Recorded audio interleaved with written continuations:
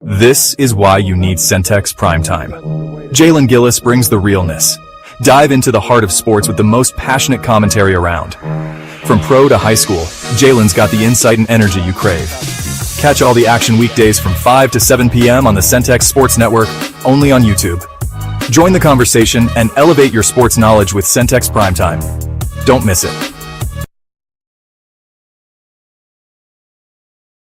Need video or audio solutions? Lighthouse Streaming, a full-scale media agency, can transform any event. Check this out. We're talking live streaming that's crisp and clear, event audio that hits every note, and church video and audio solutions that'll enhance worship. Corporate events, we got those on lock too. From concerts to conferences, Lighthouse Streaming and audio makes your vision shine. Book your appointment now at lighthousestreaming.com or call 254-252-4206 for a free consultation. Let's elevate your event and light up the stage. Hello, my name is Gillis, founder and CEO of Lighthouse Streaming. Over the last 4 years, we've had some tremendous successes, none of which could have been accomplished without you, our clients, and our viewers. From my family and the staff of Lighthouse Streaming, thank you. What's up, everybody? My name is Jalen Gillis. You may know me from Centex Sports Network. We're starting a new platform, Recruit 254. Our mission is to highlight the amazing student athletes of 254. So if you're in the Waco, Killeen, Temple, Mart, Marlin, or any surrounding 254 areas, follow this platform and join the movement. Recruit 254. 254, let's run it up. This is why you need Centex Primetime. Jalen Gillis brings the realness. Dive into the heart of sports with the most passionate commentary around. From pro to high school, Jalen's got the insight and energy you crave. Catch all the action weekdays from 5 to 7 p.m. on the Centex Sports Network, only on YouTube. Join the conversation and elevate your sports knowledge with Centex Primetime. Don't miss it. Need video or audio solutions? Lighthouse Streaming, a full-scale media agency, can transform any event. Check this out. We're talking live streaming that's crisp and clear, event audio that hits every note, and church video and audio solutions that'll enhance worship. Corporate events, we got those on lock too. From concerts to conferences, Lighthouse Streaming and audio makes your vision shine. Book your appointment now at lighthousestreaming.com or call 254-252-4206 for a free consultation. Let's elevate your event and light up the stage. Hello, my name is Gillis, founder and CEO of Lighthouse Streaming. Over the last 4 years, we've had some tremendous successes, none of which could have been accomplished without you, our clients, and our viewers. From my family and the staff of Lighthouse Streaming, thank you. What's up, everybody? My name is Jalen Gillis. You may know me from Centex Sports Network. We're starting a new platform, Recruit 254. Our mission is to highlight the amazing student athletes of 254. So if you're in the Waco, Killeen, Temple, Mart, Marlin, or any surrounding 254 areas, follow this platform and join the movement. Recruit 254. 254, let's run it up. This is why you need Centex Primetime. Jalen Gillis brings the realness. Dive into the heart of sports with the most passionate commentary around. From pro to high school, Jalen's got the insight and energy you crave. Catch all the action weekdays from 5 to 7 p.m. on the Centex Sports Network, only on YouTube. Join the conversation and elevate your sports knowledge with Centex Primetime. Don't miss it. Need video or audio solutions? Lighthouse Streaming, a full-scale media agency, can transform any event. Check this out. We're talking live streaming that's crisp and clear, event audio that hits every note, and church video and audio solutions that'll enhance worship. Corporate events, we got those on lock too. From concerts to conferences, Lighthouse Streaming and audio makes your vision shine. Book your appointment now at lighthousestreaming.com or call 254-252-4206 for a free consultation. Let's elevate your event and light up the stage. Hello, my name is Gillis, founder and CEO of Lighthouse Streaming. Over the last 4 years, we've had some tremendous successes, none of which could have been accomplished without you, our clients, and our viewers. From my family and the staff of Lighthouse Streaming, thank you. What's up, everybody? My name is Jalen Gillis. You may know me from Centex Sports Network. We're starting a new platform, Recruit 254. Our mission is to highlight the amazing student athletes of 254. So if you're in the Waco, Killeen, Temple, Mart, Marlin, or any surrounding 254 areas, follow this platform and join the movement. Recruit 254. 254, let's run it up. This is why you... Hello and welcome back into Centex Primetime. I am your host, Jalen Gillis, here to bring you through the primetime topics in sports, not just here in the Central Texas area, but from all around the nation. We want to thank everybody for tuning in with us here on this beautiful Monday afternoon. We've got plenty to talk about. A lot has happened over the last weekend since we left off the show on Thursday. We got to talk about Micah Parsons versus the Dallas Cowboys. We got to talk about Shedur Sanders versus the Cleveland Browns. We got to talk about some local topics here. We'll talk a little bit about some week one games here on the high school level that we can't wait to see locally here in Waco, Texas. Also, we'll talk about some of the new NBA news. A couple new extensions have been handed out. Luka Doncic has got paid. De'Aaron Fox has gotten paid. We'll talk about all of that here today on Centex Primetime. Want to thank everybody for tuning in with us here today on Centex Sports Network. Whether you're watching with us on YouTube, Centex Sports TV / Centex Sports Network over on YouTube. You can subscribe there. We've seen the recent interview we just dropped with the athletic director, Rick George of Colorado. His interview is up on our YouTube right now. At 7 o'clock, coming on in about an hour, we'll be premiering our interview with preseason Big 12 All-American cornerback DJ McKinney for the Colorado Buffaloes. That interview coming on at 7 o'clock, set for the premiere here today, folks. If you haven't already, make sure you guys go over to our website, centexsportsnetwork.com. That is centexsportsnetwork.com. Go over there and get subscribed. Free subscription, name and email. You'll be able to catch all of our content on there as well. Well, folks, we're going to jump right into it. Like I said, plenty to talk about today. Here joining me at the table, as he is every single week, Mr. Rocky Miller in the building with us. Rocky, what's going on? What's up, man? Hey, you know it's always good to be here. This is the highlight of my week. To get to sit here with you and get to talk sports. Yes, sir. Not only about, of course, local sports, but we get to talk about the NFL, the NBA. We get to talk it all. College and pro. Yeah. It's always a good deal. And this is, I remember back when it used to be kind of a dead period. Yeah. Right. All the way up till preseason started. Yeah, around this time, yeah. We did have a Hall of Fame game this past week, but this used to be kind of a slow time of year. But nowadays, this is a tremendous time of year. There's a lot of storylines being shown, a lot of storylines being written about, a lot of stories developing. Yeah. And it's a great time and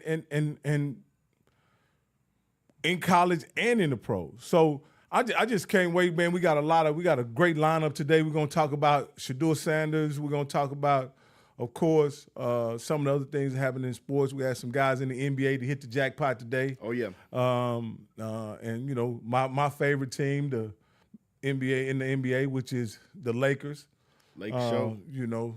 And so there's just so much going on, man. I just can't wait to get into it. Yes, sir. Yes, sir. A lot going on. I'm agreeing with you. There was a time where around this time of year, the NBA dominated the summer if we're talking about headlines. LeBron going to Miami. LeBron going back to Cleveland. Kevin Durant joining the Golden State Warriors is usually the type of headlines we're used to seeing, big sports headlines this time of year. Now we have, which is one of the first topics we'll dive into, we've got a potential trade in the NFL. Usually this is the time you see guys sitting out, you see different things like that. But now it's progressing from sitting out to trade requests being put in. You think about, obviously, the biggest name, Micah Parsons, and then even Scary Terry out there at the Commanders right now fighting for money and also putting in his trade request. But the Micah Parsons one is by far the most interesting. After we got out of the show on Thursday, I believe, around that time, Micah had requested a trade. He came out, made it public. He said it was submitted personally to Stephen Jones himself, his trade request. Now, I'm like all of you guys out there, especially in Cowboys Nation, that know this deal is going to get done. The trade request, I think, is almost a formality at this point. If you're going to keep going back and forth and nothing can get done we're going to put a trade request out so we can try to get this deal going further.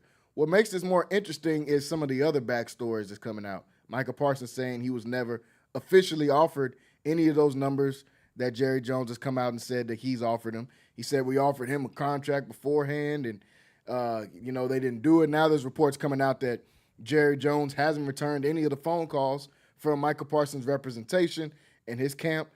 Jerry's not even taking their calls. So what's going on with that? I think this is more about Jerry Jones showing us once again that, hey, this is my show. This is my team. This is my organization. I'm going to pay Micah when I'm going to pay Micah. It doesn't have to make sense to you. It doesn't have to make sense to Micah, because what is he going to do besides wait around for me to pay him? I believe that's what's going on here with Jerry Jones. But this is some of the most back and forth we've seen between a player and an actual owner. Maybe we've seen the team representatives come out and say something. Maybe a coach talks. Maybe a coordinator talks. This is the owner that's coming out and saying all these things about Micah or about the situation with Micah. Rocky, what's your take so far on this Micah trade request and Jerry Jones and how they've handled it so far? Well, I think Micah is frustrated with how the negotiations are going so far. Mm-hmm. First off, Micah admits in his tweet where he explained, how he loves Dallas and he thought he'd be a Cowboy for life, but and he explains the circumstances for which he has been. Seems like the process is, and I'll use the word manipulated somewhat, to make getting a contract very, very difficult. Mm-hmm. One of the things that I mentioned, that I thought was quite troubling, was that once there was he mentioned that his representation had reached out to Jerry, and rather than Jerry reach out back to his representation, he had some quote-unquote leadership meeting that he was having with Micah, and he used that meeting as an opportunity to negotiate a contract with Micah and without his representation. And I recall him doing Dez the same way when Dez was up for a contract. Yep. And Dez has told his story a number of times where Jerry called him in and wanted to negotiate the contract, said, hey, I can send you $10 million. It'll be $10 million in your bank account tomorrow. And he said, Mr. Jones, do you think you can handle me out there on the field? And he was like, no, of course not. He said, well, then why would I in turn try to handle you on your field? Yeah, try to negotiate with you in your field. He said, I'm gonna request that you get with my representation and I'll negotiate it with my attorneys and my agent. And it seemed like he's tried it once again with Micah. My only concern is this: has he tried that same tactic with Tony Romo? Nope. Or Frederick, or any of the other player, Jason Witten. Yeah. You get where I'm going here. I get exactly where you're going. And I just think it's a bit disingenuous to try to open up contract negotiations with a player without his representation.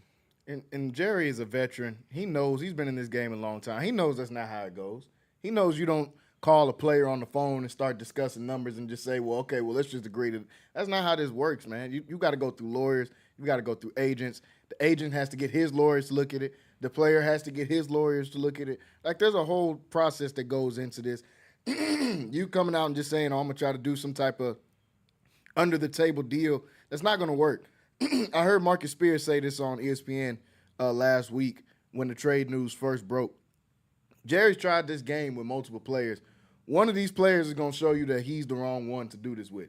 You've held out on all these guys, and you're going to do what I say, and you're going to do this, and I'm going to pay you when I pay you, CD, Dak, all these different guys. Somebody's going to say, hey, I'm the wrong one. How about I just don't play?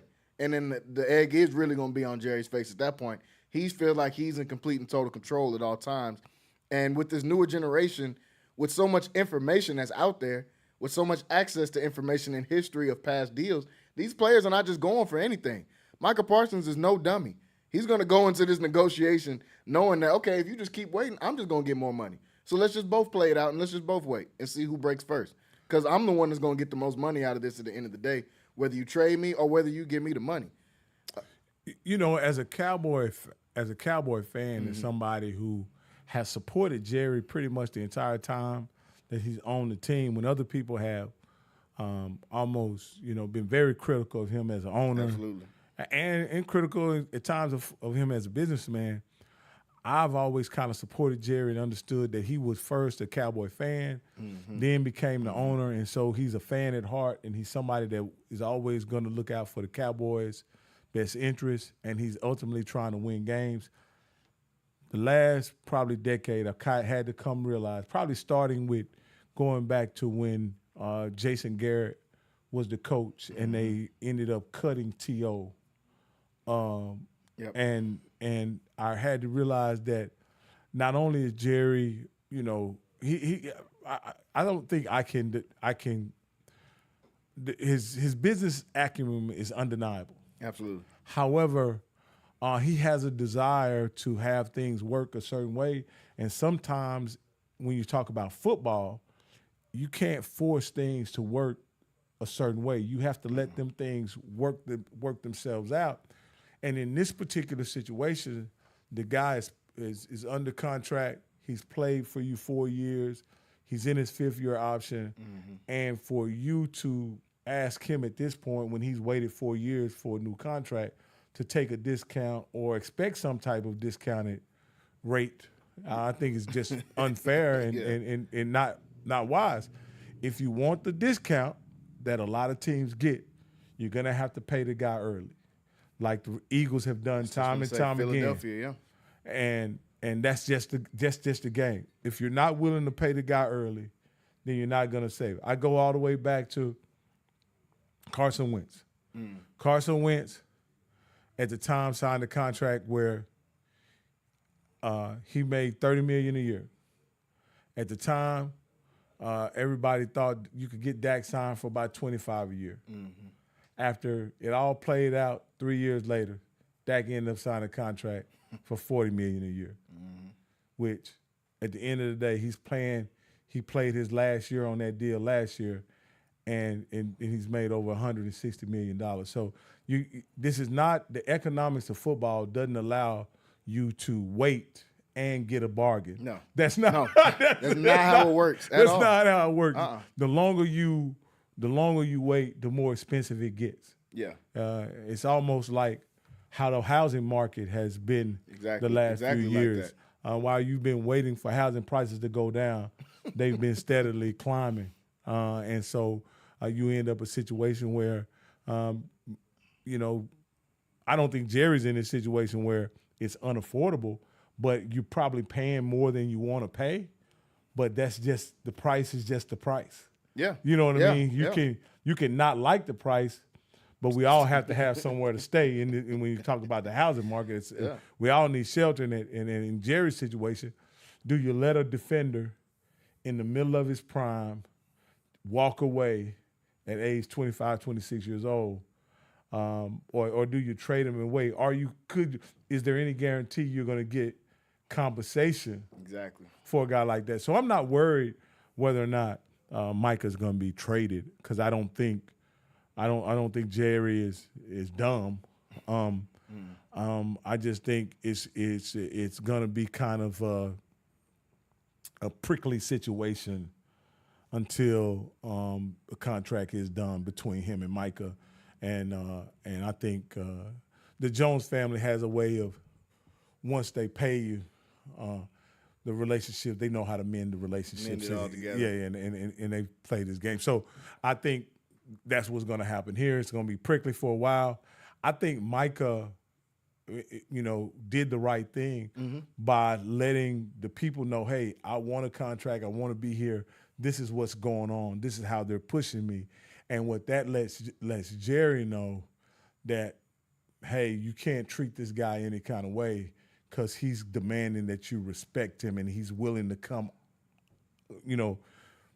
keep things, as long as he feels he's being treated unfair. Yeah. He's gonna open up he's gonna let us see how the sausage is being made and how ugly it can be sometimes. Yeah, with Micah, I think he's done everything the right way. I was critical of him last year during football season of being on his podcast during the football season, at times even having division rivals on your podcast during. And, I wasn't a fan of that. But this is the reasons why you do have a podcast, because you can control your own narrative. I'm going to let you guys know what's actually going on, because if I don't let you know what's going on, they're going to paint a picture of me to be something else that's actually not happening. And that already happened to a star in Dallas recently when they said a guy wasn't working out. He's showing up. He don't play defense. And that's Luka Doncic. They control completely his narrative. Oh, he don't work out, to the point that everyone started believing it. To the point that we forgot this guy just dropped 70 points in the game, to the point that we forgot this guy's almost averaged a triple-double, to a guy that we almost forgot. Only person whose numbers are better than his in the first 6 years of their career is Michael Jordan. We forgot all of that because an organization painted the picture of he's lazy, he don't work out, he don't play defense. We forgot all of that quick. Micah Parsons said, I'm not going to let that happen. I'm going to tell you guys what's actually going on. This isn't anything else. This is just they don't want to pay me the money at the moment. I'm like you, they're going to pay him. They're going to pay the money eventually. To the people that's saying, oh, they should trade Micah Parsons, you can get 5 first-round picks. Do you think any of those first-round picks could end up being an first-team All-Pro in their first 3 years? 3-time first-team All-Pro, 3 out of their first years? I don't think so. What's the chances on that happening? The only other guy we've seen do stuff like that is like Aaron Donald, Lawrence Taylor. People like that are the only other people to do that. And I can't believe people are kind of nitpicking his production over the past The years. All-Pros speak for themselves, man. At the end of the day, they say, well, in big games, he hadn't had the kind of production. Well, I'll say this. In big games, teams win those big games. And had Tank been healthy on the other side, you making an impact, maybe he would have got more one-on-one matchups, whatever. Hey, Micah Parsons is a handful, and I've seen it every Sunday. And then He's a monster. And I'll say this before we move on to talk about Shedur. For Jerry in this moment to publicly talk about him being injured, and we all know that last year he actually went out there hurt a few times and played the game. I thought that was that Monday night game that you got a chance to go to against the Bengals. He came out there and played and was wrecking shop the whole game. I thought it was quite disrespectful to him bring up him and Dak's injury concerns in that situation when he knows that he's asked a player to play less than 100%. Yeah, and especially playing a game like football. Of course somebody's going to get hurt. It's football. You're going to get hurt at some point. We don't look at you and say, oh, man, well, it looks like you got $10,000 in debt, Jerry. That's part of making a business deal is acquiring debt so you can take that debt and make more money with it. Again, the week after the last preseason game, Jerry's going to get a check for almost $300 million from the networks. $300 million check. And so I think at that point, I think Jerry's probably going to be able to somehow strike a deal with Micah Parsons. Yeah. It happened with CeeDee Lamb similar last year. It happened with Dak the year before. I just think this is how Jerry chooses to do business. He tries to force his will on players, but to ultimately end up caving and having to pay market rate. Now, again, I just think, in moving forward, if we have a player of that caliber in this draft, if one of those guys that we've drafted end up being the caliber of player that Micah Parsons is, I think rather than wait till after year four to kind of sew him up, you look at after year 3, you make your decision and you sign an extension, and you get it and you get the deal done. You don't wait, because if you wait, it ends up costing you more money every time in the long run. This is not one of those scenarios, and it's hard when you're a guy like Jerry Jones, you're a billionaire, you're an older guy. You're used to getting your way. This is not a scenario where Jerry Jones wins. If he's seeing getting a cheap discounted deal as a win, this isn't a scenario where you win. You either pay the guy and either cut your losses, whatever you want to call it, or you trade him. But you're not going to win in this scenario where Mike is going to magically wake up and say, well, you know what, Jerry, I'll just take $15 million. Like, that's not going to happen. So you might as well pay the guy and get it over with. If you did it 6 months ago, it'd have been $20 million cheaper. if you did it 6 months ago. So you might as well just get the deal out of the way. We were talking about the quarterback contracts and how they just get more, or really everybody's contract, how they just get more expensive, and how if you get them out the way early, it ends up becoming a deal when you do your due diligence early. Just like in anything else, in any other type of business deal in real estate, it's about the deal. It's not as much about the price. It's about the deal that you're getting on it. Patrick Mahomes signed a deal for $500 million, but it was 4 or 5 years ago, and now he's making $45 million a year, and Dak and Trevor Lawrence and Brock Purdy are making closer to 60. So there's your bargain deal because they just got it out the way early, and they got him on a 10-year contract. So he still got another 5 years of making $45 million, and it's going to eventually be the ultimate bargain deal in sports. I want to transition a little bit. You teed it up there talking about Shedur Sanders. Obviously, we've been checking in on the training camp and how that's been going with him.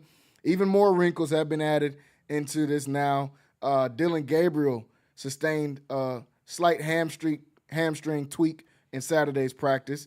He participated in drills, but did not actually go out there in the full-on 7-on-7 or 11-on-11 drills out there on the offensive end. Shedur took most of those snaps today. Just adding in some more to this storyline with what I like to call it Shedur versus the Browns, because this is, at times it feels like the Browns don't want to unleash Shedur Sanders, don't want him to get those first-team reps or any reps.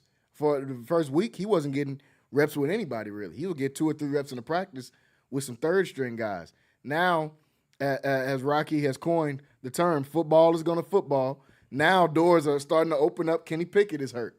Dylan Gabriel battling through injury. And at this time, when you're battling through injury, it's like you're injured because you don't want to make a guy go out there and play hurt in August when we got to get through a whole season. So if you're battling an injury right now, you're pretty much injured. And then Joe Flacco, who is 100 years old, is just one banana peel slip away from being into retirement. So this opens up a door for Shedur Sanders to get more reps automatically now. What's your thoughts on the latest in Cleveland Browns and Shedur? Man, I have a lot of thoughts about it, man. And, as we're having to broadcast in our newly constructed studio as construction is going on. Absolutely. I want to say you guys are doing a great job with it here. Yes, sir. But, as you can see, there's a lot of things going on at the same time. And we kind of I guess you guys are kind of in training camp as well. Absolutely. And we're having to work under those circumstances. Yeah. And so the reason why I brought that up is that much like we're doing here, right? We're actually in this situation, broadcasting out of this room, trying to, set up and see what's the best case scenario for when we do have everything fully functioning and going, right? And we're having to do a real live broadcast in order to kind of figure that out. And I think that's the situation with the Shedur Sanders deal. If it was a construction job, they just broke ground and they may have poured a little concrete. You have no idea what the actual finished product is gonna look like. Yeah. Because, as you said, football is gonna football. This is not gonna be decided by what somebody drew up in a boardroom. That's not how football works. Football is going to football. The health is not guaranteed. When you talk about, you have 2 rookies factored in. Their performances aren't guaranteed. You have a guy that's 41 years old, and you have a guy that's already been on 3 football teams in the first 4 years of his NFL career. There's no guarantee on how any of those guys are going to play. And I've said this. If you had to close your eyes, right, before the draft, before anything, but if there was no draft rankings, if there was none of that, and you wanted to say, where would you put Shedur Sanders to give him the best chance to be a starter day one? I doubt that there was a better circumstance for him to be in than he is right now. I agree. Now, again, let's not get caught up with the process of the construction, because if we were to show you a 360 of what's going on in this room, Yeah. you would think you guys are in the middle of a dump, Yeah. whatever. Because the process sometimes is kind of ugly. Yeah. The process of building something can be kind of disjointed and unorganized. And I think that's what's happening now. I think as Shedur fans, Colorado supporters, Browns fans, they're getting frustrated with the process because they're figuring that there's been some the Browns brass, the coaching staff is being a bit disingenuous about what's going on. I would tell people this. At the end of the day, this is going to be decided by what happens on the football field. There's nothing that can happen on a 7-on-7 drill, 11-on-11 drill, or any other drill for that matter, other than injury, that will affect what Shedur Sanders will end up being as a quarterback. It's going to have to unfold live and under the lights. And whether it happens in the fourth quarter of the first preseason game or the first quarter or the third preseason game, it's going to have to unfold under the lights at some point. I think we as fans and as Shedur fans have to be patient and let it play out, understanding, like I said earlier, football is going to football, and a lot of this process is unpredictable when you talk about performances of rookies and also the health situations of players like Joe Flacco and Kenny Pickett. Now, again, Kenny Pickett, I believe, he's a young enough player. You couldn't have factored in that he would get injured, and now that Dylan Gabriel is injured, you wouldn't have factored that as well. But you can, with a 41-year-old quarterback in your quarterback room, you could almost bet somebody was going to end up with some type of injury. Yeah. You know what I mean?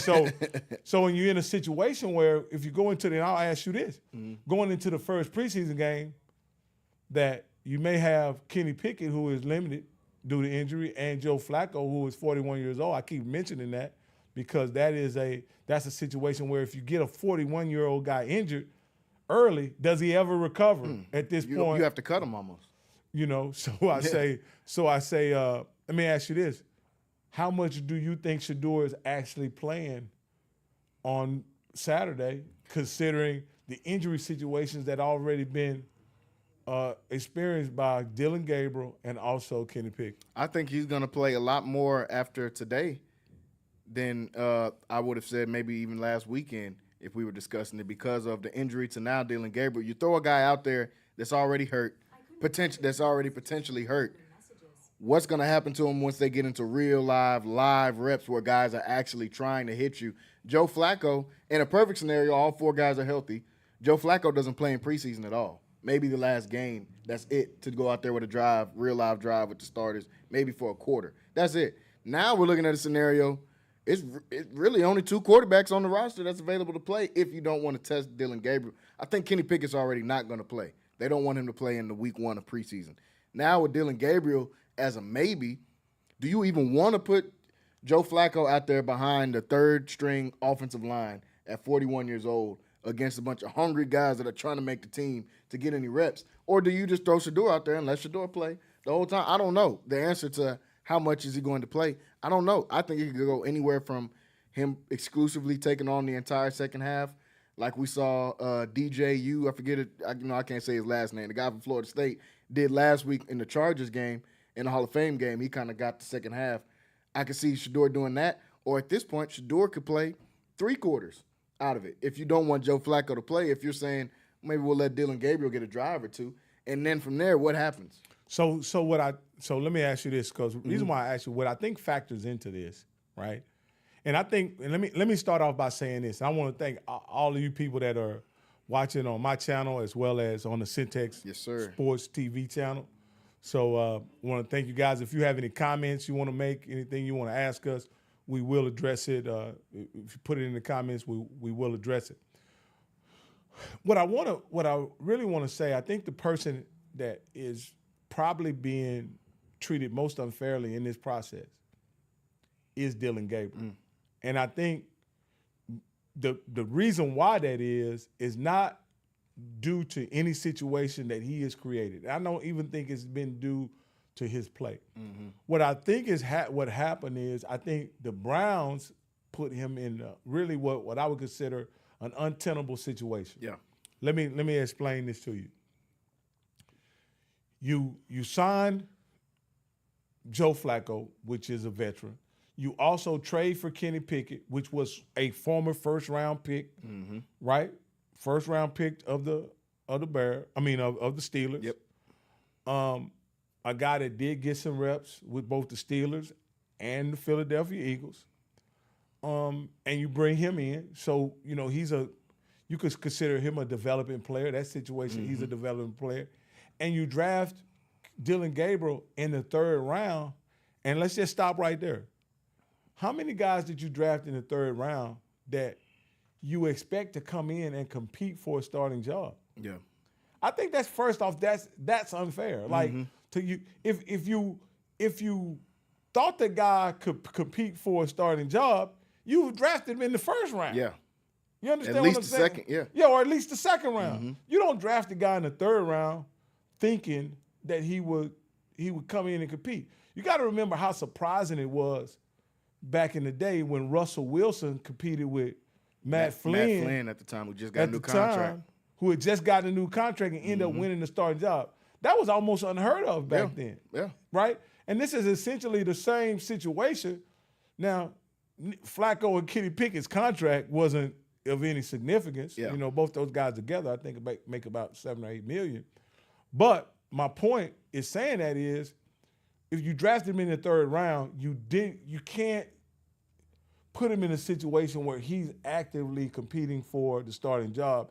It would be better served that he was considered a project or a player that you see as in the short term a backup or somebody who could end up being a starter at some point in their career. You don't see them as guys you don't draft a third round pick and say he's a franchise quarterback. Yeah, no. Though the narrative around him being part of this competition is as if he's competing for the job. I think that's unfair to make that the narrative. Now, here's where I think they also were unfair. They were unfair to Dylan Gabriel to draft the biggest college football star at his position 2 rounds later. Yep. Who already has established brand and fan base and had a projection as what? First rounder. A first-round pick and a franchise quarterback. Absolutely. I think that is tremendously unfair that the Browns did that to him. And for that reason, I think they're trying to give him every opportunity to be successful under the circumstances that he's in. Meaning that this has not been a competition at all, in my opinion. This is not a competition. This has been a competition in, they explained it as a competition, but it has been a quarterback exhibition. Yeah. It's a quarterback exhibition. And the reason why I say it's an exhibition, because there's been really no rhyme or reason to how reps are divvied out, who plays what in what drills, how, you know what I mean? Yeah. It's just been different guys. And the reason why I think that is because they're trying to avoid the apples to apples comparison between him 100%. and Shedur Sanders. Because apples to apples comparisons may reveal that they wasted a pick at some point in this year's draft. Now, what I mean by that, at some point, if you do an apples and apples comparison, and Dylan Gabriel is far better than Shedur, then he wasted a fifth round pick. Yeah. And if you do an apples to apples comparison, and you see Shedur is far better than Dylan, then you say even worse, you wasted the third round. Yeah, you wasted the third round pick. So I think the Browns has put him in an untenable situation, and though the Browns are in a situation where they're trying to manage this quarterback exhibition, but I think due to the interest, the fan support, the fan interest. You know, we're all the way here in Texas, and we're talking about Shedur Sanders, Browns who is a training Texan now. No, don't get me wrong. Yeah, we got justified interest. He is a Texan. Absolutely. But my point in saying that is because you have him in a situation where Shedur going to the Browns has put their entire organization under a microscope. Absolutely. They said they didn't want to do hard knocks, but essentially they're doing something. Yeah. This is really hard knocks on steroids, wouldn't you say? Yeah, because you can't control it. You can control hard knocks a little bit. Hey, man, don't show that. We're not going to show that this shit. You can't control anything. That's why you have reporters, guys that cover sports like ourselves, looking at the practice saying, man, Shedur looks way better than Dylan. You can't control it. And hard knocks, you could say this is a tough QB battle. You get that dude with the cool voice to come and narrate it. They come in and say this is a tough QB battle that's been going back and forth. I love your point about it being unfair to Dylan Gabriel, because that's exactly what it is. When you draft a guy 2 rounds after him that you know, because you graded him, a lot of people had you as the team taking Shedur because you spent the most time with Shedur during the pre-draft process. So you knew that this guy was better than Dylan Gabriel at every single metric of football, and you drafted him behind him 2 rounds later. You put him in a position to fail. One reason that I could kind of see them giving him the first team reps earlier than Shedur is because, like the guy from ESPN said a couple of weeks ago, one of these guys is most likely going to get traded out of this locker room. And like I said a couple of weeks ago, the only guy with real trade value, in my opinion, kind of, is Dylan Gabriel. Because if you trade Shedur, this is just, you're a joke. The Cleveland Browns as a franchise is a joke, not because of Shedur is the next Tom Brady, because he's a cash cow right now for your team. If you traded him for no reason for a 7th-round pick, that doesn't make any sense whatsoever. So you got to hype up Dylan Gabriel a little bit. We see it all the time in the NBA. They put the ball in the hands of the dude that they're trying to trade so the numbers can spike, so a guy can trade for him, or he's averaged 20 the last month. Oh, well, now your trade value is a little bit different. So if we give Dylan Gabriel these reps and he shows us something, maybe we can trade him out. Unfortunately, he's going 3 for 14 in a practice playing against third string. So that might not work in their plan. But like you said, this is nothing that can be decided right now. They're going to have to let this play out as we can see, because no one thought Kenny Pickett and Dylan Gabriel would both be hurt before the first preseason game, and now it's going to turn into the Shedur show. But football is going to play out, and we're going to have to see what's going to happen once all of these guys get out there on the field. Shedur, as you brought up earlier, it ended up being he's in the best scenario he could have been in as far as if he wants to play this year. I feel like this is the best scenario he could have been put in. Any other team, you're behind somebody that they're going to force as a starter, even if you are better than them. They're going to play those guys because they have something invested, either money or draft capital invested into those guys. So this is the best scenario for Shedur. I'm just hoping Shedur stays healthy. He's a little bit nicked up. He said because of the back and forth of playing and not playing in practice, his body is adjusting to that. And I think he's got a little bit of shoulder soreness as of right now. But with this first preseason game sneaking up, this could very well be the Shedur show by default. You can't throw Joe Flacco. Joe Flacco's not playing in week 1 of a preseason game, y'all. He's 41 years old. You're not throwing a guy out there in week 1 of preseason. You gain nothing from it. He can't show you anything more than what he's already shown you. All he can do is go out there and get hurt, in my opinion, if you put Joe Flacco out there. With the Gabriel and Pickett situation, we'll just have to see how practice goes throughout. If not, we're going to see number 2, Shedur Sanders, or number 12. My bad. I forgot he had to change it to 12 because a kick returner didn't want to give him the number. But he had to change it to 12. We're going to see 12 in orange out there for this upcoming preseason week is what my belief is. Shedur made some comments after they asked him about his dad. You know, he talked a little bit about his health, and he also talked about how he didn't want his dad to come out here yet because he said, I'm still barely getting any reps. You can't, he said, his quote was, "You can't be proud of me right now. I got to get to where I'm going," when he was talking about his practices, because I don't want you to come out here and cheer me on for the 4 plays I'm going to play. Let me get to where I know I'm going to be at. Then you can come to every practice. You can come to every game. You can come to the meetings if you want to come to them. I believe that's what he wants to see for his dad right now.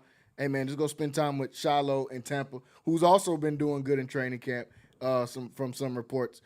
Shiloh Sanders out there in Tampa Bay. You know, the one thing I've been impressed with is Dion during this whole process, because he could have used his platform to kind of bully the Browns, Which bully everyone the thought he was going to do. bully the NFL, Yes. Yeah. criticize them for, you know what I mean. Let's be honest, he was dealing with a very serious health situation. Yes. During this process, and maybe if he wasn't dealing with that very serious health situation, he may have had more to say. He may actually have had more to say. But I think he's handling the entire Sanders family has been handling it quite well, considering the platforms that they have to address any misnomers that because there was a lot of information out there as to why he was drafted, where he was drafted. Some of it wasn't very flattering at all. I won't dignify any of it with repeating it, but it was, it was just basically saying that he didn't take the draft serious, things of that nature. And we see now over this last 2 weeks, matter of fact, OTAs, rookie camp, last 2 weeks, that was not the situation. He didn't blow it off. He is locked in, laser focused on becoming an NFL quarterback and living his dream. And everything up to this point, Jalen, is what we've seen from him during this entire process. I don't suspect he was any other way during the draft process than he is right now. So I just think that was all a smokescreen to justify a decision, in my opinion, that was unjustifiable. Yeah, that's exactly what it is. They throw the narratives out as if we weren't going to end up finding out in real time what's actually going on. And nowadays, you can't keep a secret. You can't control the narrative as well as these pro leagues have been able to. We've seen it in every pro league. You cannot control the narrative as well as you've been able to do in the past because there's so many outlets where guys can get information out. There's so many. Now we have footage of every single throw Shedur Sanders makes in practice. So you can't come out like usual where we just wait after training camp and we wait for the media right after each practice, and then we figure out what happened in practice. Now we can just look and see what happened in practice, and you can't just come out and say, oh, well, Dylan Gabriel looked great, Joe Flacco looked great, Shedur is a work in progress. You can't come out and say that because we're watching what actually happened. Well, today I think today may have been closed a little bit. I think tomorrow's going to be closed as well. So you make a great point. In the past, we've had to rely on the narrative that had been spent by the beat reporters and the coaching staffs, which we all know is relationship-based narratives. And so now in real time, we get to this is a great case study of how much influence, opportunity affects what ultimately happens on the field. Yes. Now, in this particular situation, when they were having a quarterback exhibition, we've had players become injured or limited in some way, and therefore how that's influenced the opportunities that Shedur has gotten. You saw how that influenced on Saturday the opportunities that Dylan Gabriel has gotten, and we all know the adage when preparation meets opportunity, it creates. That's when you can have success. No one really talks about when opportunity meets a lack of preparation and performance, what it can do as well. Yeah. It can set you back, and I think that's what Dylan Gabriel is experiencing at this point. And I don't think it's a Dylan Gabriel Shedur competition. No. And again, I think that's a divisive narrative that people have out there, that this is Dylan Gabriel fans against Shedur fans, people that support Dylan Gabriel against people that support Shedur. I don't think that's what this is about. I think these are two young quarterbacks that are in camp trying to make their dreams come true. Absolutely. Both quarterbacks are in two very different situations and circumstances, even though they are in camp together. Oh yeah. Because they're in camp together, but Shedur was a superstar in college. Dylan Gabriel was a guy who was a journeyman quarterback in college. He's Yeah. played 6 years. 6 you years. know? 3-4 different teams. Yeah. A guy who was sort of a hired gun, you Yeah, know, absolutely. in college. No, he was never, in my opinion, at any stop, never was he viewed as a NFL prospect. No. I didn't hear him as No. an NFL prospect Absolutely not. till after the season was over. Yeah. Absolutely not. And so Shedur has been an NFL prospect probably since the second season in Jackson State. They were talking about where he could be drafted. And then once he got to the Power 5 level, it was immediate that he was a viable NFL prospect. And then they started talking about, you know, he has first-round talent, things of that nature, whatever. Yeah. Traits and all that kind of, you know, the stuff they talk about when they're evaluating the quarterback that they think will be drafted very high in the draft. And I see they're very different because Shedur was drafted much lower than he was projected to be drafted. Yes. Dylan Gabriel was drafted much higher. Much higher than where I had on this. Much higher. So coming into this situation, even though they're in the same camp, they're in very different circumstances. And I think, I think, had they both been drafted in different places in the draft, the temperature and intensity of this particular quarterback exhibition would be a lot more palatable for everybody involved. Flacco, Pickett, Shedur, and Gabriel. But because Gabriel was drafted third, Shedur was drafted in the fifth, and everybody who is interested in what kind of quarterback Shedur really is, because we've been told for 2 years that he was an NFL prospect, only to see him be drafted in the fifth round. Were they lying? Did they misevaluate him? What's going on?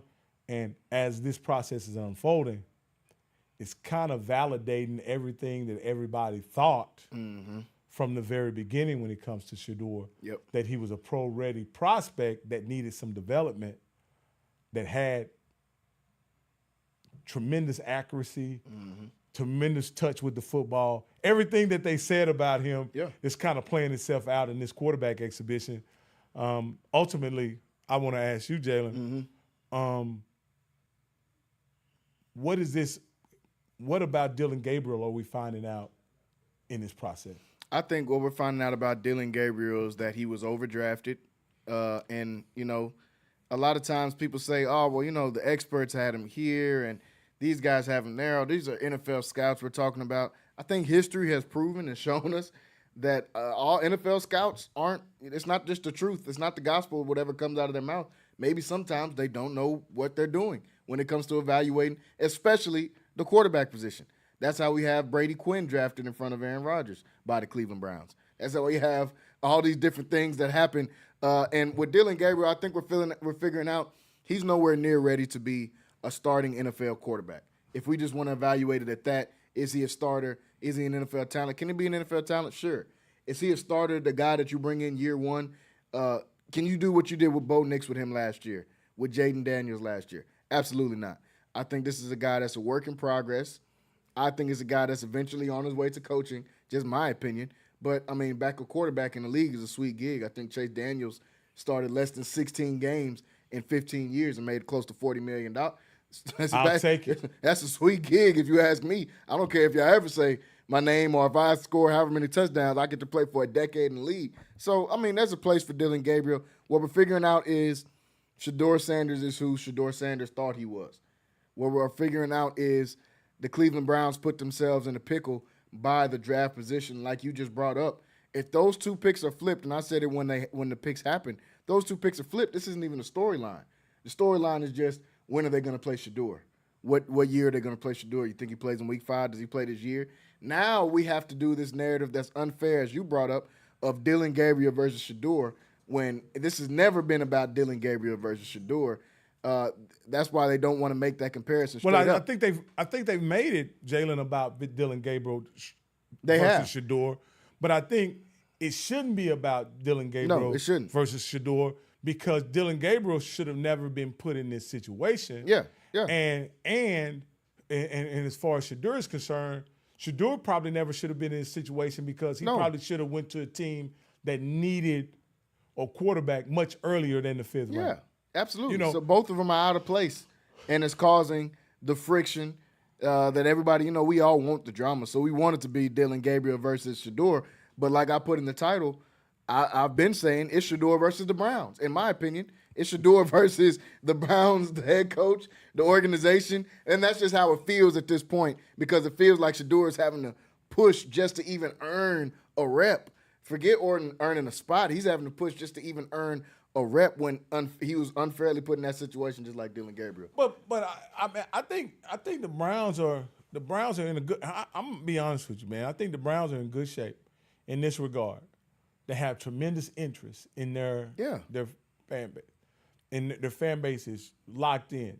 Matter of fact, the entirety of the American football media complex is involved in the Browns. The Browns ain't been in. The Browns ain't been in the news like this since since they were 0-16, and we just in my lifetime when they drafted Johnny Manziel, they got a buzz. Yeah. They got a buzz, but there's been nothing even like close to this. And let's be honest, and a lot of people will argue with me, but this is undeniable. Shedur Sanders is a much bigger star than Johnny Manziel ever was.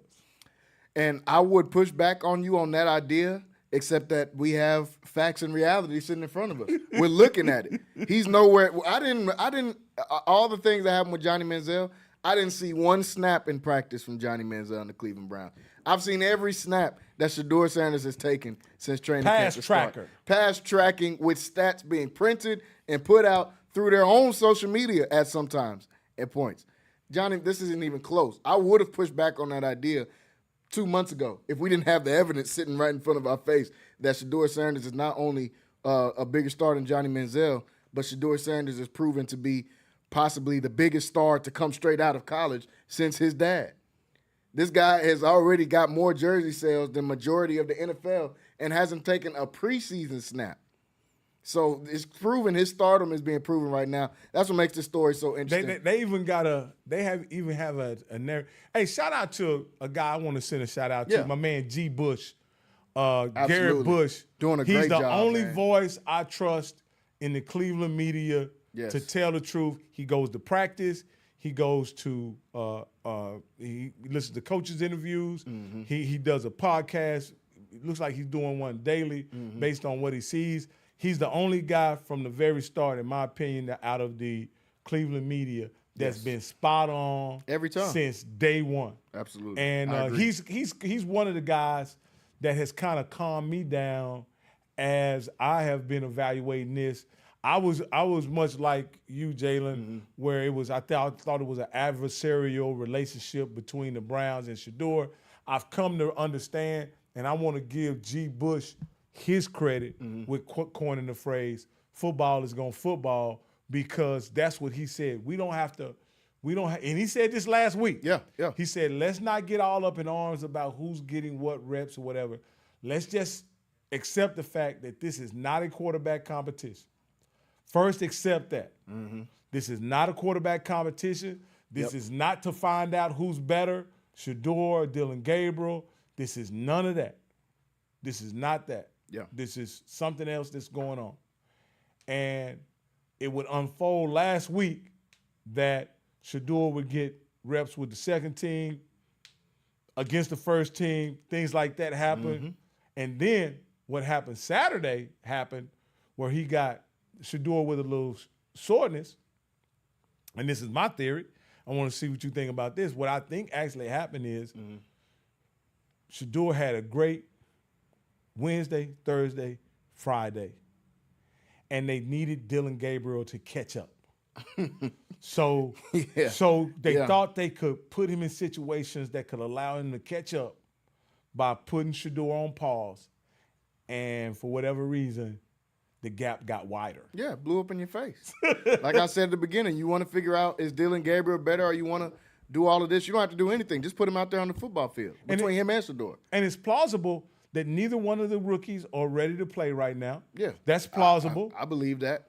That's plausible. And it's also plausible that both guys are developmental prospects. But that's not what's making the news. No. What's making the news is people are into this Dylan Gabriel versus Shedur conversation, and I think it's unfair to both guys. I think now you have very strong opinions about Dylan Gabriel that I don't share, and the reason why I don't share it is not because your assessment is not accurate. I just don't believe you can take 2 weeks in camp and determine what kind of quarterback Shedur is, and I don't think you can take 2 weeks in camp and determine what kind of quarterback Dylan Gabriel is. I think those guys need a larger sample size, and they need to do it under the lights for me to truly have a valid opinion. In your situation, you don't need to see it under the light. You're pretty sure about what you're going to see. I'm sure, but I'm just guessing like everybody else is out there. Until we see them out there in real action, real sweat, getting real hits, we don't know what's going to happen out there with those guys, man. But Saturday's getting closer. This preseason getting closer.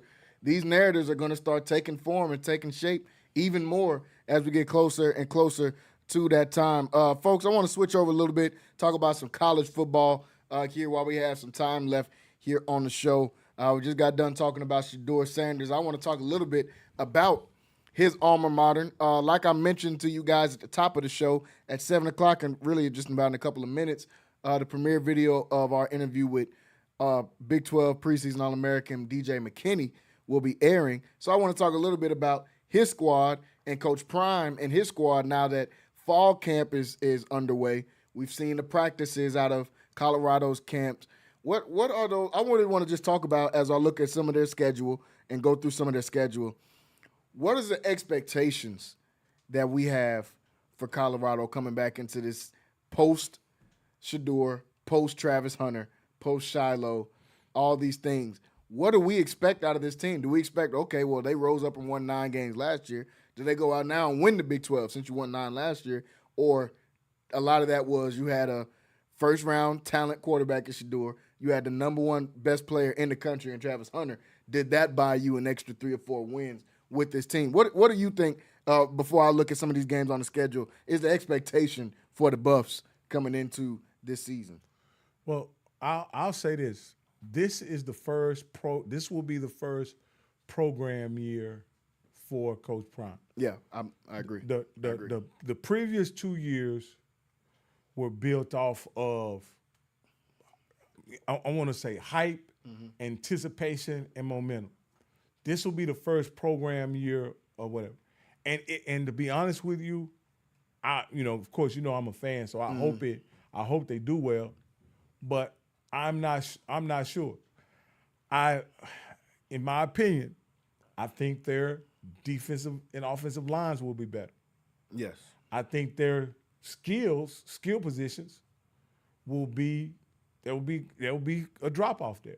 Yes. But when you talk about how much improvement they have in the interior versus the drop off, it could mean more wins. Because again, let's be honest, their offensive line last year was not. Everything outside of left tackle was in question. Yeah, it was questioned. It was in question. The center had some bright spots. Yes. But he also had some down spots. And he won't be, and he's in Texas Tech now, so you don't have to worry about him. So my deal is, I think from a program standpoint, they'll be better. I don't know if that will mean more wins though. So because that's what you have to realize is that there may be some strides made by Texas Tech. There may be some strides made by other programs in the Big 12. You got to also understand. Look at this here, Jalen. The first 2 years, Coach Prime was a revolutionary. He used the portal in ways that other teams weren't willing to use portal. Now we see other teams are using the portal. Yeah. Maybe that advantage isn't there anymore. Because he was willing to use the portal other teams weren't willing to use the portal. Yeah. So maybe that advantage is gone now. So we'll get a chance to see what exactly the prime program is this year. Again, we talked to Uncle Neely, we talked to Rick George, we talked to DJ McKinney, which that interview is dropping right after we finish our interview today. We interviewed all those guys at Big 12 Media Day. Those guys are awfully confident. Oh yeah. About this upcoming season being much better than the previous 2 seasons. Very confident. Which last season I thought was a sensational. They outperformed. Absolutely. You know, I still say that the over-under form should be 7 or 8 wins. I'm not sure what is actually it, what Vegas has it as.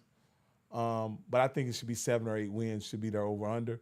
And if they can get 7 or 8 wins, I would call that a very productive year. What about you? I agree. So I'm somewhere around there. I have question marks. The skill positions is where my question marks come in. When you lose Travis Hunter, it's literally impossible to get back that production. He's going to go down as one of the best college football players in the history of college football. We're starting to see with other training camps going on, not just Travis, but Jimmy Horn was a dog who's been doing great in Carolina Panthers camp. LaJohntay Wester looks like a real guy at the Baltimore Ravens training camp who was there, who made big plays, including that game-winning touchdown against my Baylor Bears. Even guys like Will Shepherd. Can Amarian Miller, can Draylen Miller, can these guys pick up that slack in that for the offense? I do believe they'll be able to run the ball a little bit better. I've liked what I've seen out of Michael Welch so far in fall camp. I like what I've seen out of the transfer from Mississippi State. Simeon Price, I believe, is his name. The trenches will be better. I think they have a unique opportunity this year.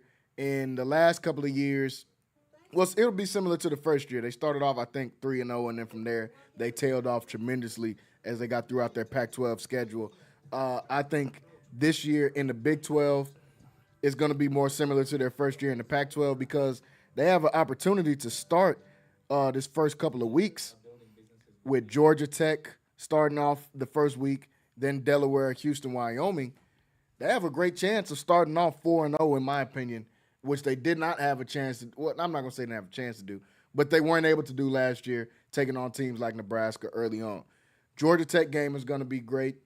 I think Colorado has a great chance to win that one. And definitely I think the quarterback battle, I think is way more of a battle than what some people think. A lot of people are expecting Caden Salter, since he's a senior, to kind of take that over, especially with the great years he had at Liberty. From all the stuff I've seen out of camp, they're splitting those reps, and Julian Lewis looks like a guy out there as well, too. So that's still an open battle, as he alluded to. Coach Prime alluded to that. If they get past Georgia Tech, then you got Delaware and Houston, who I definitely think they can beat. Houston will be tougher. You know, they got Connor Wigman, who's back in Houston now. What can he revive his career? He was the number 1 quarterback coming out a few years ago. Can he revive his career as a college quarterback? In Houston, Wyoming, I definitely expect them to beat Wyoming. Now you're going into BYU in the situation of being 4-0, which is a very completely different situation than what we've seen them in, especially last year, going into Big 12 play at 2-1 or 2-2 at that point.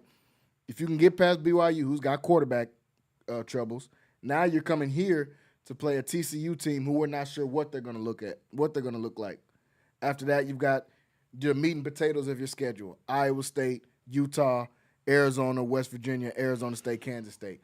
They have a very optimistic opportunity of starting this season out very, very well. Now, can they do that? We'll have to see once they get on the field, especially on August 30th when they take on Georgia Tech. I feel like that's going to tell us a lot about this team. If they come out and struggle against a Georgia Tech team who lost a lot of guys in the transfer portal, Eric Singleton is at Auburn. They brought back Haynes King, who's another 30-year-old quarterback as well. If they go out and have success against Georgia Tech, gives me a lot of optimism about how they can go throughout the next 4 or 5 weeks throughout the season. Will it happen? I'm not sure. But they do give me reason to be optimistic going into the season. Their schedule is favorable, especially the beginning of their schedule is very favorable. Like I said, they get to the meat and potatoes of their schedule about halfway through once they get to TCU and Iowa State and Utah. Those will be some tough weeks. But I'm optimistic about this Colorado program going into this next season. Quarterback play is my biggest question out of all of this. Who is going to be the guy to play, and can they get that same type of production out of a Caden Salters or out of a Julian Lewis? So those will be the storylines that I'm looking forward to seeing coming up this upcoming season. We're seeing the fall camp right now. Everybody's putting out content in Colorado. You can watch Uncle Neely stuff. You can watch Bucky stuff. I forget the other young guy's name that's doing the content with them as well. But you can watch any of those three guys to see their content and get the full exclusive access into what's going on in fall camp there at Colorado. But we'll definitely be keeping an eye on them. I want to go over to a couple of quick takes here while we got a few minutes here left on the show. First one is MCC is getting ready to debut a new program there at MCC, folks. So definitely make sure you guys are ready to support this. They are starting volleyball for the first time in MCC history, and got a chance to sit down and watch some of their practice the other day. They've got a couple of girls out there that can really, really play for sure. So if you're a volleyball fan, definitely be tuned in and tapped in to this new program. At MCC, they expect excellence out of all their teams. They don't have any teams that are just terrible. From golf to the dance team to basketball to tennis, everything they have there is successful. The athletic director, Sean Trocum, does an amazing job over there. So definitely want to be keeping an eye on that. And as well, you'll be able to catch all of the access for their volleyball games right here on Centex Sports Network as well. So make sure you guys are gearing up and getting ready for that. A couple of quick takes we talked about a little bit in the rundown, the preview of the rundown. Some new deals handed out in the NBA. Luka Doncic gets paid, kind of puts to bed the narrative of what are they going to do with Luka? What is LeBron going to do? This back and forth. Well, Luka's going to get paid just because he's not eligible for the Supermax this summer. He's going to be eligible for the Supermax in a couple more summers from now, so that's why they signed a 3-year deal. And what's going to be a very well-paid 3-year deal. 3 years, $165 million for the new star out there in Los Angeles. I think that's great that they just got him out the way now, get this deal wrapped up before they go into the season so they can actually think about competing as well. De'Aaron Fox signed an extension, which puts to bed some of those rumors that maybe they'll trade De'Aaron Fox because they drafted, they drafted Dylan Harper, who's a guard. They got Stephon Castle, won Rookie of the Year, who's a guard. Well, they re-upped on De'Aaron Fox as well. What do you think about Luka getting this new deal with the Lakers and what that means for the franchise outlook now for the next couple of years? I think what it does it allows the Lakers to sign Luka and get focused on their future. Mm-hmm. It solidifies that Luka is going to be with the Lakers the next 4 years, right? Because he had 1 year left on this deal, and they signed him up extended it for 3 more. Yep. So Luka is a Laker for the foreseeable future. It also transitions the Lakers from a LeBron-centric franchise to a Luka-centric franchise, which I think is in their best interest moving forward. I don't think they should. The centerpiece of their program should be a 42-year-old man. No, absolutely not.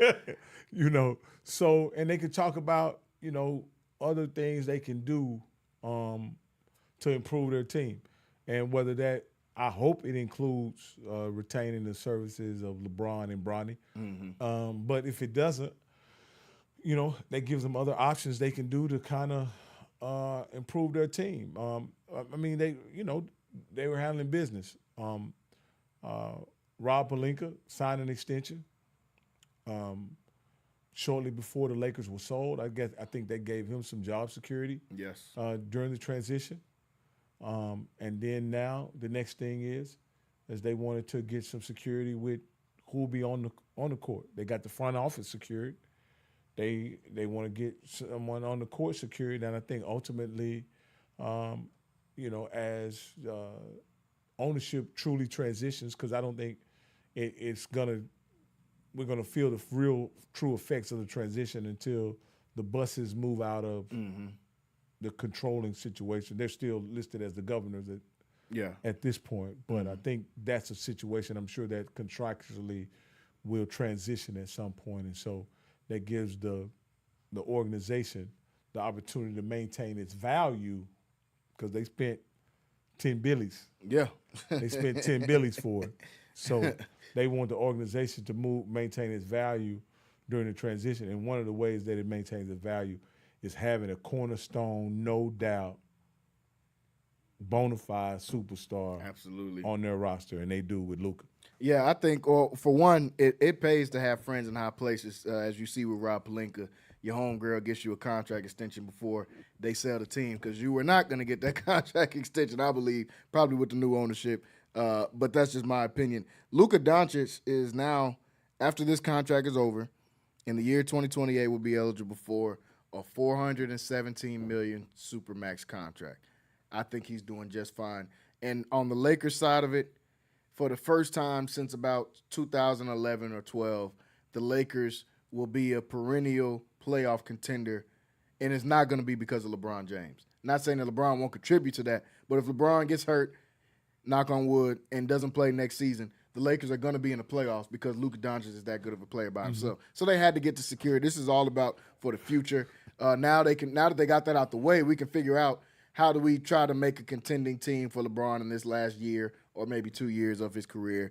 That's what the Lakers can focus on. But shout out to Luka, man, getting the bag out there. Definitely the people in Dallas want this Micah thing to get worked out because they cannot take another player getting traded after Luka leaves, and they had a funeral for him.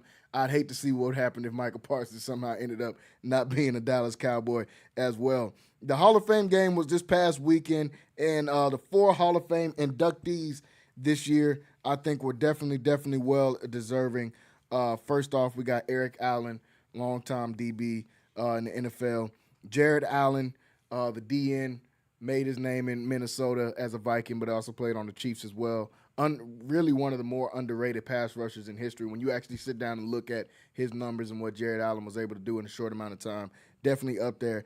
And the last two were Antonio Gates, who was up there in top 5 of all time in tight ends, in my opinion. It's the top 5 tight end of all time. Production speaks for itself.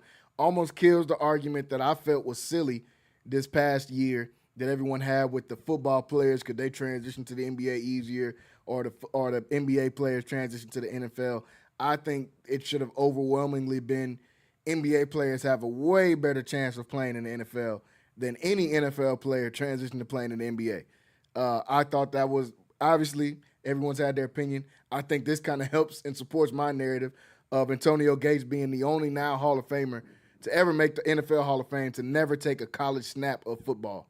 Did not take one snap in college playing football, goes to the NFL, becomes a Hall of Famer. One of the best of all time. And the last one being Sterling Sharp, somebody who unfortunately got their career shortened and ended early due to injuries, but was an absolute problem. There's only one person in the 90s, late 80s, early 90s, who had numbers comparable to Jerry Rice, and in some cases better than Jerry Rice, and that man is Sterling Sharp. So I'm definitely glad that he was able to get into the Hall of Fame as well. What do you think about this recent Hall of Fame class, those 4 guys getting in to the Hall of Fame? Well, I have to say this. Mm-hmm. When you talk about the Hall of Fame and what it means, you can't leave out guys like Emmitt Smith, Michael Irvin, Tony Dorsett. All those guys have something in common. Well, and what a start. Yeah, you know, I'm going there. So, but no, man, this was kind of a letdown this year. You know, we didn't have a Cowboy to win in, and so, and I don't think we have a Cowboy. I was about to say, I think that might be a reoccurring theme for a little while. Yeah, we ran out of 90s guys to put in there. I think that might be a reoccurring theme. You know, I definitely would like to see Harvey Martin and Too Tall Jones in the Hall of Fame. Can you believe those guys are not in the Hall of Fame? Man, it took them 30 years to put Bob Hayes in the Hall of Fame as well. So, yeah, that's crazy that those 2 guys didn't make it. You know, so anyway, I just say, just you know, I think all the guys were deserving. Mm-hmm. Yeah, for sure. I think of all the guys that went in this year, I think Sterling Sharp was the one that you would put in question. However, when you look at the body of work that he put in and the amount of time that he put in, you can't deny that he was one of the great wide receivers that ever played the game. And had his career not been cut short, he would have put up monster Jerry Rice's kind of numbers. You know what I mean? So So I think it was well deserved. He's one of those guys you can keep out because he was injured, but I'm glad they decided to put the guy in because I think he was an all-time great. He definitely was an all-time great. Like I said, his numbers were right there. In some cases, numbers were better than Jerry Rice at that time when both of them were at the peak of their power. So, man, shout out to all those guys for being able to make it. The first AP coaches poll has come out for college football, the very first one. The coaches poll, they put this one out. And not anything surprising out of this one. They have Texas number 1, Longhorns coming in number 1. This is the coaches poll now. This isn't the official ranking that's going to come out as we get closer to the season start, but this is the first one for the coaches poll. They have Texas number 1, number 2, the national champs Ohio State, number 3, Drew Aller and Penn State and the Nittany Lions coming in number 3. At number 4, Kirby Smart's Dogs and the Georgia Bulldogs. At number 5, Notre Dame coming in as well. Some notable spots throughout there. LSU at number 9. I think LSU is going to have a monster year this year. Teams like Clemson being number 6, then Clemson is going to have a really good year this year as well. Notable names left off of the list. I seen some people saying Baylor was left off the list. I don't think Baylor was in the coaches poll to get in, even though somehow Boise State stuck in at 25, and I don't know what anybody expects out of Boise State and how the Ashton Genty's not there. Somehow Boise State snuck in at 25, but I don't think there are many snubs on this list. I like for majority of it where some of these guys are ranked. Some names that are higher than what I thought. Teams like Illinois. I know Illinois has been garnering some attention. They got some guys in the transfer portal. They're bringing back some really good guys as well. But them being the number 12 after not doing much last year, I think was a little bit high on the list. But what is your thoughts about this first AP coaches poll list coming out? So first of all, when I look at polls at this time of year, I also like to look at week 1 matchups because I think the polls are influenced by week 1 matchups. Always have been, always will be. So the first thing I look at, week 1 matchup. Guess who plays each other for week 1? Ohio State and Texas. 1 against 2. That's a legend by any measure. That's a legendary matchup. It doesn't happen very often. And so for you to week 1, for you to open up the season with 1 versus 2, the only thing going to be missing from that game is Keith Jackson. You know what I mean? Like, R.I.P. Keith Jackson. And so, or my man, I wish he still did games, but he doesn't do it anymore. Looking live from wherever they're playing, and that's my man Brent Musburger. I love Brent Musburger. Absolutely. So that's what I look at. So that's one matchup. You got 1 versus 2. But you also got a really good one, I think. There's a few on opening week. Notre Dame, Miami, week 1. Huge. That's that Saturday game. Catholic versus Sunday convicts. game. I hate when they say that. The Death Valley matchup is going to be a huge one. Clemson and LSU play week 1. Absolutely. That's Absolutely. a huge one as well because those are two teams trying to bounce back. Those are 2 top 10 matches. Those are 3 top 10 matchups in week 1. That's something that last year we didn't get. We got. I think Most we got. years we got. I think we got Georgia Tech and somebody Florida State. That was terrible in Dublin. Yeah, I don't know who made us have to watch that. So I think we're gonna get a much better matchups this year. Absolutely. I love week 1 this year in college football. And so there'll be a lot of storylines here. If I think they have, I may be wrong on this, but I think they have both Illinois and Michigan overranked. Yes. As the Big Ten usually is. Overranked. Indiana, if I had to put You money think Indiana's overranked or So I wouldn't have put Indiana, those other 2 schools above Indiana. If I had to put No, I wouldn't have either. I wouldn't have either. I really Absolutely. like the coach from Indiana. Now, Curcinetti. Yeah. So I also think ultimately, if Arizona State ends up being in the top 10 or just outside the top 10, they may end up being the best team in the Big 12. I don't know if I believe they're the best team in the Big 12. I don't. And they have made some good offseason additions as well, but I don't believe that they're the best team in the Big 12. I'm like you. Michigan's overranked. I know they got Bryce Underwood there, quarterback, but we're not going to pretend we didn't watch that terrible offense last year. So every year somebody in the top 5 ends up having a disappointing season. Of the top 5 of this top 5, Texas, Ohio State, Penn State, Georgia, Notre Dame. Notre Dame. You think Notre Dame has a Notre Dame, disappointing even though season? they manufacture their own success every single year because they refuse to get into a conference and pick and choose what games they want to play and who they want to play, I think they're the most disappointing in there. Really, because of I think they had some losses on the offensive and defensive side of the ball that were going to prove to be big. Now, did they recruit well? Yes. Did they get in the transfer portal well? Yes. They have a highly, highly touted freshman quarterback coming in this year. But it's going to be hard to replace what, as you call him, White Vic did last year and Riley Leonard. Yeah. I think it's going to be hard to replace that. Everyone's going to stack the box because we know that Price and Jeremiah Love are 2 of the best running backs in the country. We know that. So we got 8 in the box, and the freshman quarterback's going to have to prove it against anybody else. Go ahead. But I think they have So I think we're going to find out who Notre Dame really is. Okay. Because they play Miami, A&M, Purdue, Arkansas, and Boise State the first 5 games of the year. We're going to find out who they are in those 5 games. Not because they have, of course, when they're playing Miami, Miami's a top 10 team. But what I'm really interested in is, last year they had a letdown after having a very impressive victory.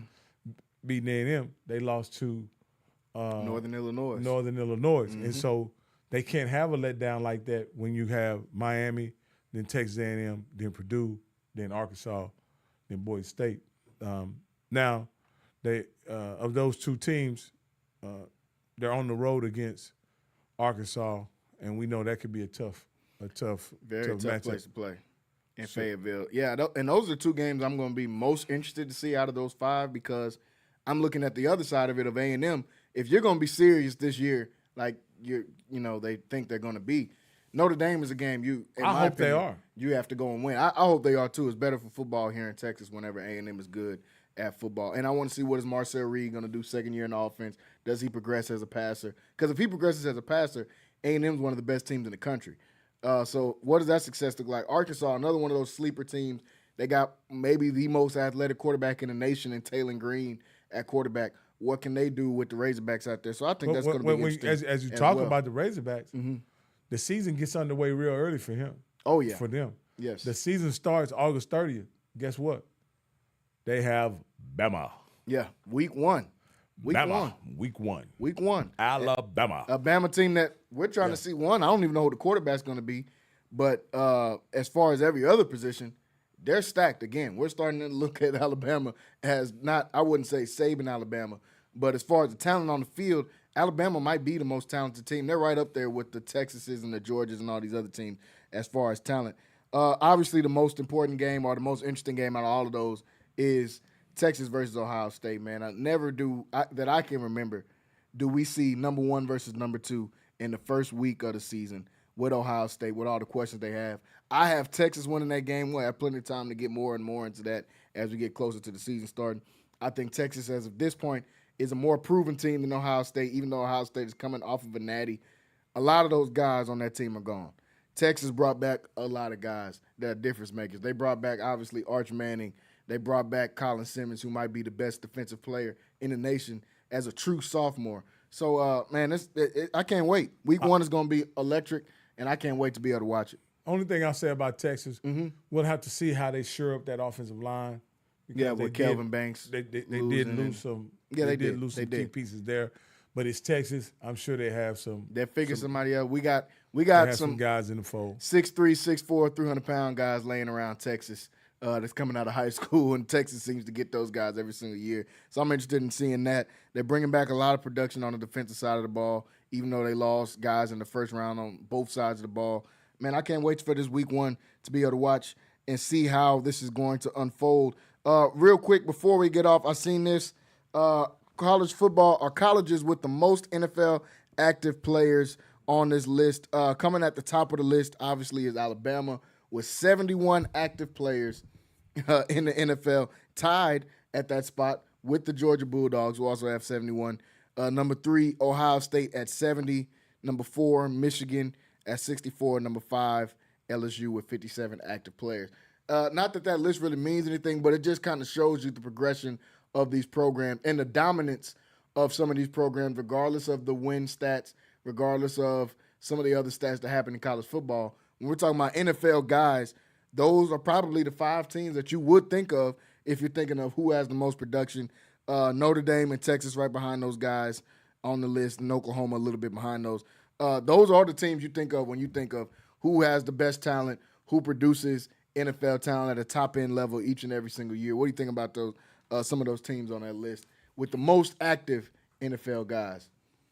I think those are the teams when you look at the national championships, when you look at the teams that had the most success the last decade, those probably are the 2 teams. You know, you probably can throw Clemson in there, along with them. But those are the 2 teams probably that have been the most consistent the entire time. And I would throw LSU in there because they've been very talented, but they've had several seasons where they've underachieved. Other than the Burrow season, you would probably say they underachieved somewhat, considering how much NFL talent they've had on the roster. So there's no doubt about that. I think those are 3 schools that I would definitely would have guessed if you had told me give me the top 5. I would have also thrown Notre Dame in there. Yeah, they were right behind them at 7, I think. 6, right behind those guys at 6 on the list. Yeah, so, with 56 active players in the NFL. Notre Dame in there. So I just think those are where the NFL players are. What's surprising is, and I think moving forward, now you probably could have threw Oklahoma in there. Yeah, they were 10, I believe. Yeah, 10 previous, and then I think Texas is gaining momentum, but I don't think they're quite there yet. They may not even be in the top 10. They're at 7, number 7 on the list. And a lot of that is from the last few years, like you said, catching up. They're gaining momentum. So I look forward to those are the schools. Who is number 4, by the way? Number 4 was Michigan. Oh, that makes sense. Number 4 was Michigan with 64 players. 5 LSU with 57. 6 was Notre Dame. 7 Texas. 8 Penn State. Number 9 Oregon. And number 10 Oklahoma. So Ohio State was what now? Ohio State was number 3. Just one player behind Georgia and Alabama. Yeah. Those are like, again, those are the top 3 teams that have kind of led the way when you talk about competing for the Natties and being the most consistent. That does surprise me, and that goes to show you that NFL talent is what ultimately determines your success at the college football level. Can you recruit and develop that NFL talent? So I don't think, again, the situation with Alabama may change because, with pay for play, I don't know that Alabama can keep up. I think Georgia's fully committed, but I would expect Texas to continue to climb up that list. Notre Dame. Yeah. To continue to climb up. Yeah. The teams with the bags will continue to climb up that list as it gets further and further. Oregon, those type of teams that have it's crazy to see the 3 of those teams are in the South, for those of you that somehow believe that football is more competitive up north or maybe on the West Coast. The numbers speak for themselves, man. And LSU and Georgia have the most unique scenario is they're putting out all this NFL talent, and a majority of their guys come from in their state, which is smaller than a lot of other states like a Texas or a Florida or a California.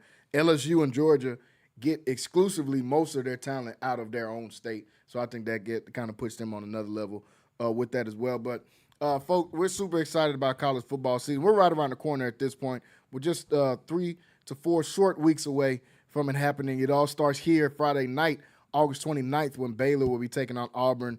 They'll kick off the college football season as well. We can't wait. We'll be talking more Colorado. We'll be talking more Shedur and the Browns training camp as we go throughout this week. Out of time here today, though, folks. Want to thank everybody for watching here with us. Rocky, you guys doing HBCU Coaches Corner this week? Yes, we do. We got a episode scheduled tomorrow at 8:00 where we'll break down the upcoming HBCU football season. And then on Thursday, we have an exclusive interview with none other than Coach Tremaine Jackson from Roy Gillis's Prairie View A&M Panthers. No, absolutely, absolutely. Can you give us a quick preview to put you on the spot? Who are some of those teams we need to look out for this upcoming season in HBCU and what you've seen so far? Like the teams I think you got to look out for. Prairie View is one. I'll go ahead and put that on the map. No, Jackson State, the defending Black national champion. I think they'll have something to say. If I had to, say FAMU will have something to say. South Carolina and North Carolina Central in the MEAC, they'll have something to say. I think that's pretty much it. I'm going out to the SWAC MEAC Challenge on August the 23rd to see Southern play North Carolina Central, and I'll get a chance to look at North Carolina Central hands-on. If I had to say North Carolina Central or South Carolina State will be playing in the Celebration Bowl for the MEAC. If I had to break down two teams on the SWAC side, it'll be probably Prairie View or Jackson State. But I'm holding out hope for a kid that's from Texas, from the South, from Corpus Christi area, that played at TSU, that's now competing for the starting job over at Alabama State. And Andrew Body, if he can return to form after 2 really tough years with injuries, if he can return to form, Alabama State could be a monster. So I also look out for Alabama State because I expect those guys to be in the mix if Andrew Body is able to return to the form that he had when he was a freshman and sophomore at TSU. Yep, folks, y'all heard it here first. The PV1 definitely good news to me because maybe I can sneak down, try to catch a couple of games for sure out there in Prairie View. But y'all heard it there, right there. Some of those teams that are going to compete this year in HBCU space. HBCU Coaches Corner tomorrow, 8 p.m. Make sure you don't miss that. You'll be able to catch that on all the channels, Rocky's channel, on this channel as well. So make sure you guys are tuned in and ready for that. Tomorrow we'll be back. We'll break down some more local high school teams here and what's going on as we get ready for kickoff just a few weeks away here in high school football as well. So we'll be tuning into and touching some more of that tomorrow. And we'll touch some more of what's going on in NFL training camp tomorrow here on the show. We'll be back same time, same place right here on Centex Sports Network. Thanks, everybody, for watching. Make sure you subscribe. The DJ McKinney interview out right now. Go over to Centex Sports Network on YouTube. Check that out right now. Check me and Rocky sitting down with DJ McKinney from the Colorado Buffaloes. We will see you guys tomorrow. Everybody have a great evening.